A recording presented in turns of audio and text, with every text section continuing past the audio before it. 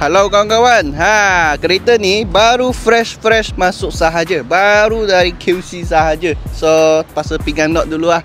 Okay, so yang ini dia adalah produk Auza tahun 2021 1.5. Okay, so untuk bulanan dia hanya dalam RM480. Tapi korang kena ready down payment around dalam 5k. Okay, 10% lah. Kereta ni boleh loan dengan bank lagi 9 tahun.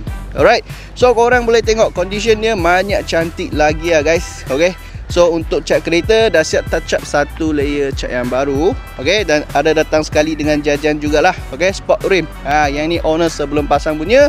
Lagi tayar dia boleh pakai around 1 tahun lah kalau selalu jalan jauh. Okay, lagi lampu tengok. Oh, macam kereta baru punya lampu tau. Semua shining punya. Tak ada kata crack ke ataupun kuning. Alright, so tengok interior dia. So tengok interior dia, steering masih original lagi. Lepas tu kerusi dia. Okay, tengok kerusi dia full original fabric seat. Yang ni driver seat punya kerusi. Tengok cantik-cantik punya. Ada lagi original single dim player. Okay, dari Pro 2 punya dashboard semua cantik-cantik. Lagi kereta ni dia manual tau. Yang ni manual. Manual sesuai untuk lelaki lah. Perempuan pun actually boleh pakai tau. Okay, so passenger seat dia korang boleh tengok.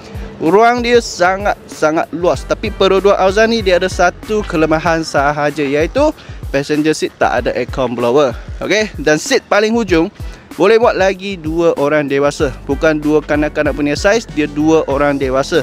Okay, and last tengok design belakang still nampak cantik. Okay, still nampak cantik. Dan lampu dia ni yang selalu orang kata lampu albino. Malam memang nampak sangat clean. Okay, last sekali tengok boot dia. Okay, jujur cakap lah, kalau untuk kereta MPV ni biasanya boot dia tak akan luas sangat. Okay, sebab belakang ada kerusi. Tapi kalau tak ada powerful passenger, kerusi boleh lipat pergi depan. Okay, so dia punya ruang akan automatic jadi besar.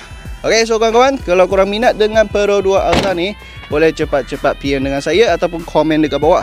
Kita jumpa next review.